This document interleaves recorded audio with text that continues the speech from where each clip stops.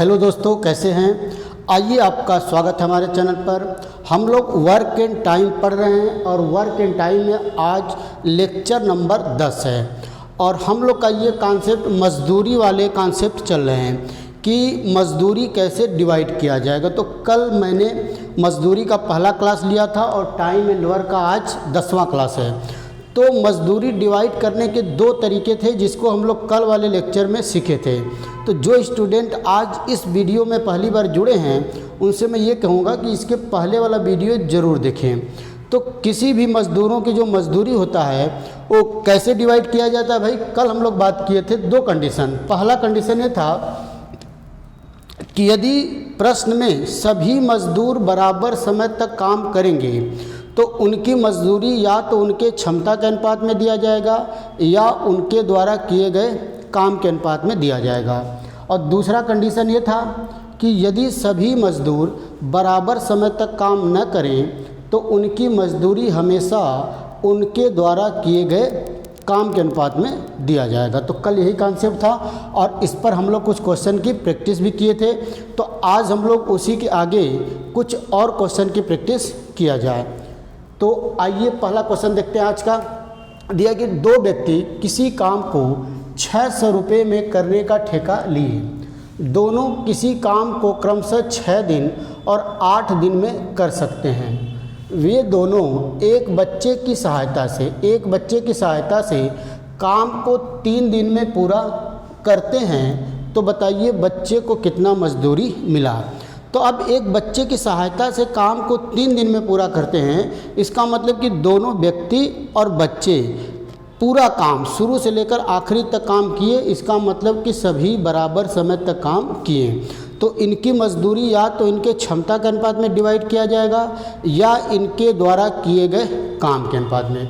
तो जैसे देखिए, मान लीजिए दो व्यक्ति, पहला व्यक्ति ए है, ये किसी काम को 6 दिन में कर सकता है, जबकि दूसरा व्यक्ति बी है, ये उसी काम को 8 दिन में। लेकिन ये दोनों व्यक्ति ए प्लस बी और मान लीजिए पी कोई बच्चा है, इसकी सहायता से, इसको सी मान लेते हैं, सी कोई बच्चा है, इसकी सहायता से काम को वो लोग कितने दिन में कर सकते हैं भाई?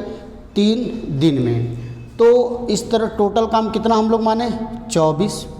कितना माना जाए? 24।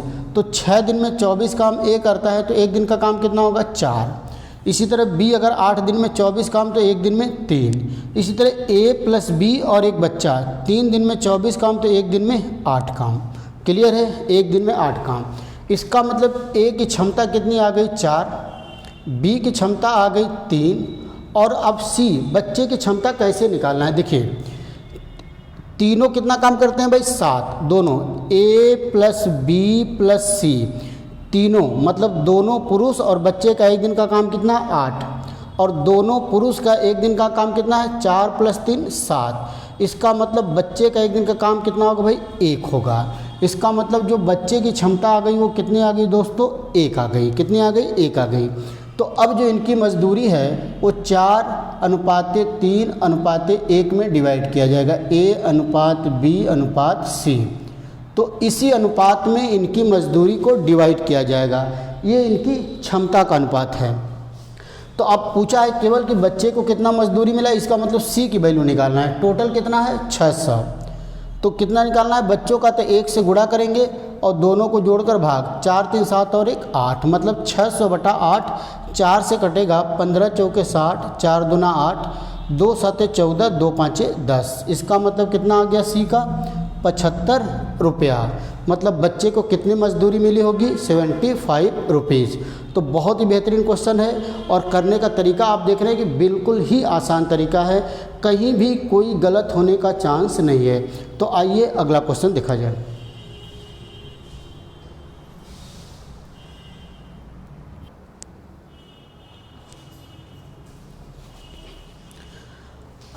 आइए दोस्तों, मजदूरी का एक और क्वेश्चन देखते हैं। अभी तक हम लोग जितना भी मजदूरी का क्वेश्चन किए हैं उसमें सभी मजदूर बराबर समय तक काम कर रहे थे। तो सभी मजदूर अगर बराबर समय तक काम कर रहे हैं तो उनकी मजदूरी या तो उनके क्षमता के अनुपात में बांटा जाता है या उनके द्वारा किए गए काम के अनुपात में बांटा जाता है। और इस क्वेश्चन में जो अब हम लोग क्वेश्चन करने जा रहे हैं नेक्स्ट क्वेश्चन, उसमें सभी मजदूर बराबर समय तक काम नहीं कर रहे हैं। तो जब सभी मज़दूर बराबर समय तक काम न करें तो उनकी मज़दूरी हमेशा उनके द्वारा किए गए काम के अनुपात में डिवाइड किया जाएगा। तो आइए क्वेश्चन पढ़ा जाए। दिया कि ए और बी किसी काम को क्रमशः 10 दिन और 15 दिन में कर सकते हैं। वे 5 दिन तक साथ काम किए और फिर शेष काम सी 2 दिन में पूरा करता है। इसका मतलब 5 दिन के बाद वो लोग चले गए, शेष काम सी 2 दिन में पूरा करता है। यदि कुल मजदूरी 450 रुपया मिला तो प्रत्येक को कितना कितना मिला। अब देखिए, ए किसी काम को 10 दिन में कर सकते हैं जबकि बी उसी काम को 15 दिन में कर सकते हैं। ए किसी काम को 10 दिन में जबकि बी उसी काम को 15 दिन में। ठीक है, तो उस टोटल काम कितना माना जाए भाई? 30। तो ए का एक दिन का काम 3 और बी का एक दिन का काम 2। ए का एक दिन का काम 3 और बी का एक दिन का काम 2। अब देखिए दिया क्या है कि ये दोनों ए प्लस बी 5 दिन तक एक साथ काम किए, 5 दिन। उसके बाद बाकी काम सी 2 दिन में कंप्लीट कर दिया। इसका मतलब ये तो साफ है कि सभी मजदूर बराबर समय तक काम नहीं कर रहे हैं। इसका मतलब पहले ए और बी 5 दिन तक कर रहे हैं, फिर उसके बाद चला जा रहे हैं, फिर सी काम कर रहा है बचा हुआ। इसका मतलब अब जो मजदूरी है उनके काम के अनुपात में बांटा जाएगा। तो अब सीधे सीधे हम लोग को ये निकालना है कि कौन मजदूर कितना काम किया। तो देखिए ए कितना काम किया। अगर ए का एक दिन का काम 3 है तो 5 दिन में कितना किया होगा भाई? 15 काम किया होगा। इसी तरह बी का एक दिन का काम 2 है तो 5 दिन में कितना किया होगा? 2 गुणे 5 बराबर 10 काम। तो 15 और 10 25, टोटल कितना काम हो गया? 25। और काम कितना था? 30। तो जब 25 काम ये दोनों कर दिए तो इसका मतलब सी कितना काम किया होगा? 5 काम किया होगा। सी कितना किया होगा भाई? 5 किया होगा। तो अब इनके काम का जो रेशियो होगा ए बी और सी, तो ये 15 10 और 5, मतलब 5 से कटेगा, 5 थे 15, 5 दूना 10, 5 एकम 5। इसका मतलब इनके द्वारा किए गए काम का अनुपात होगा 3:2:1। 3:2:1। अब टोटल मजदूरी 450 रुपया है तो पूछ रहा है कि प्रत्येक को कितना कितना मिला। तो ए को मजदूरी निकालना है तो टोटल 450 ए का निकालना है तो 3 से गुणा और फिर तीनों को जोड़कर भाग, 3 2 5 और 1 6, 6 से भाग तो कट जाएगा। 3 दूना 6 और 2 दूना 4, 2 दूना 4, 2 5 10। इसका मतलब ए को कितना मिला? 225 रुपया। इसी तरह बी का भी हम लोग निकाल सकते हैं। टोटल मजदूरी 450, बी का निकालना है तो अब 2 से गुणा करेंगे और तीनों को जोड़कर भाग, मतलब 6 से भाग, तो 2 से कटेगा, 2 3 6 और 15 3 45। इसका मतलब बी को कितना मिला भाई? 150। फिर सी का इसी तरह निकालेंगे तो टोटल 450, सी का निकालना है तो किससे गुणा करेंगे? 1 से, और भाग किससे करेंगे? 6 से। तो अब 3 से कटेगा, 3 दूना 6, 3 5 15 0, फिर 2 से कट जाएगा, 2 7 10, 2 5 10, 75 रुपया। इसका मतलब ए को मिला 225 रुपया, बी को मिला 150 और सी को मिल गया 75 रुपया। कितना मिल गया? 75 रुपया। तो आप देख रहे हैं कि इसमें सभी मजदूर बराबर समय तक काम नहीं कर रहे थे, तो हम लोग उनकी मजदूरी उनके द्वारा किए गए काम के अनुपात में डिवाइड किए। आइए एक और क्वेश्चन किया जाए।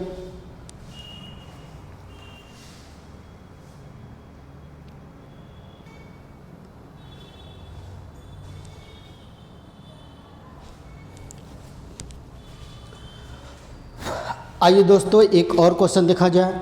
बहुत ही बेहतरीन क्वेश्चन, मजदूरी वाला ही।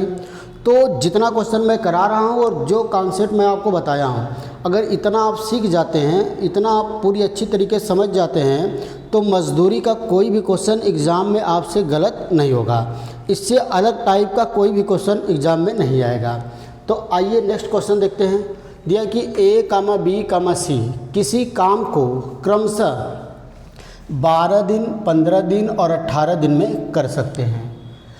तीनों एक साथ मिलकर काम शुरू करते हैं और 3 दिन बाद ए और 5 दिन बाद बी काम छोड़ देता है, तो शेष काम सी पूरा करता है। शेष काम सी पूरा करता है। यदि कुल 900 रुपया मजदूरी मिला तो बताइए प्रत्येक को कितना कितना मजदूरी मिला। तो आइए क्वेश्चन को सॉल्व किया जाए। बहुत ही बेहतरीन क्वेश्चन है। दिया है कि A, B, C, जैसे ये दे दिया हम लोग का A किसी काम को 12 दिन में, B उसी काम को 15 दिन में और C उसी काम को 18 दिन में कर सकता है।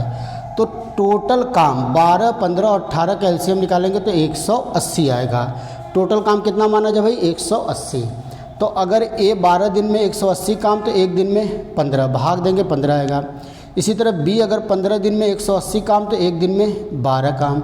इसी तरह C अगर 18 दिन में 180 काम तो एक दिन में 10 काम करेगा। क्लियर है आपको?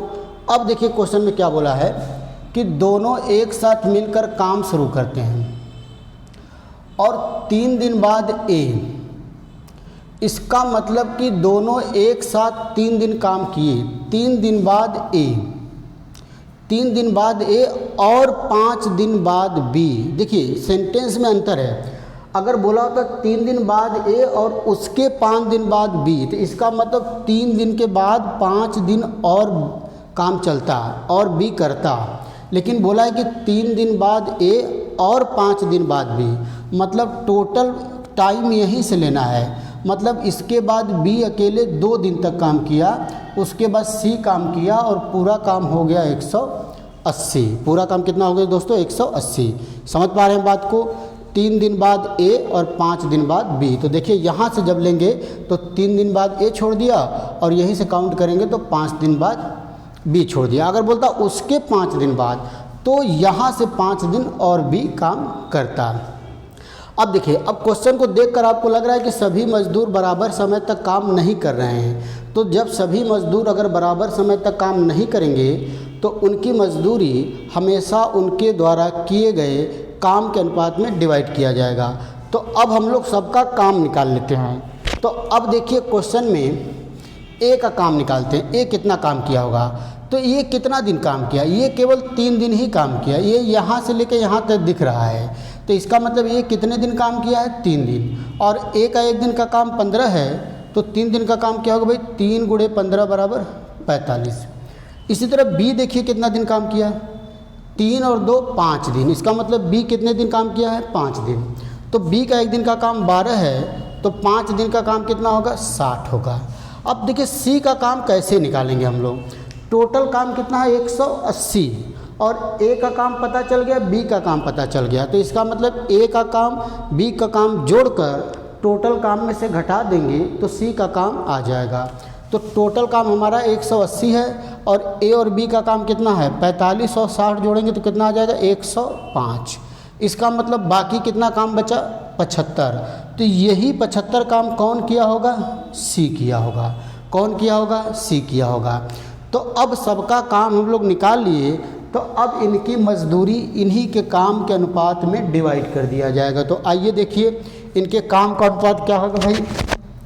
A, B और C के काम का अनुपात होगा 45 अनुपाते 60 अनुपाते 75। 15 से कटेगा 15 तो यहाँ 45, 15 चौके 60 और 15 पचे 75। तो इनके जो काम का रेशियो आ गया वो आ गया 3 अनुपाते 4 अनुपाते 5। अब मजदूरी निकालना है तो देखिए A की मजदूरी निकालना है तो टोटल कितना है? 900। तो 900 गुणे 3 बटा 5 4 9 3 12, तो 12 होगा। तो कट जाएगा 3 से, 3 तरीके 9, 3 चौके 12, 150, 2 75 बार में कोटा पूरा कटेगा। 3 से गुणा करेंगे, 3 5 15, 3 7 21 1 22। मतलब A को कितना मिला भाई? 225 रुपया। अब देखिए B को निकालना है तो सेम वही चीज़, टोटल मजदूरी 900, B का निकालना है तो 4 से गुणा करेंगे और तीनों को जोड़कर भाग। तो 4 3 12 और 3 तरीके 9, मतलब B का मजदूरी कितना आ गया? 300 आ गया। इसी प्रकार C का भी मजदूरी हम लोग निकाल लेंगे, C का मजदूरी निकाल लेंगे। तो दोस्तों ये हमारा मजदूरी वाला क्वेश्चन रहा। और मजदूरी में जितने भी तरीके के क्वेश्चन बन सकते हैं, एक तो वो क्वेश्चन बनेगा जिसमें सभी मजदूर बराबर समय तक काम करेंगे, और दूसरा हम लोग का वो क्वेश्चन बनता है जिसमें सभी मजदूर बराबर समय तक काम नहीं करेंगे। तो आपको केवल 2 बात याद रखना है मजदूरी वाले में। अगर सभी मजदूर बराबर समय तक काम करेंगे तो उनकी मजदूरी या तो उनके क्षमता के अनुपात में या उनके द्वारा किए गए काम के अनुपात में डिवाइड किया जाएगा। लेकिन यदि सभी मजदूर बराबर समय तक काम नहीं करेंगे तो उनकी मजदूरी उनके द्वारा किए गए काम के अनुपात में डिवाइड किया जाएगा।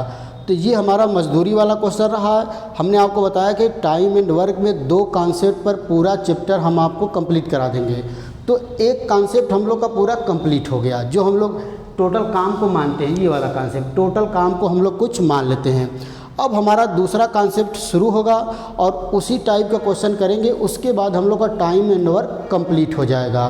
तो जैसा कि मैंने आपसे वादा किया कि मैं जो भी चैप्टर शुरू करूंगा उसको आपको कंप्लीट पढ़ाऊंगा ही पढ़ाऊंगा। ऐसा नहीं कि उस चैप्टर को बीच में छोड़ दिया जाए फिर दूसरा चैप्टर स्टार्ट करें, ताकि आप अगर मुझसे जुड़े हैं तो कोई भी चैप्टर आप मुझसे पढ़ रहे हैं तो वो पूरा आपको कंप्लीट आ जाए। तो फिर अगले वीडियो मिलते हैं दोस्तों, तब तक के लिए नमस्कार, धन्यवाद।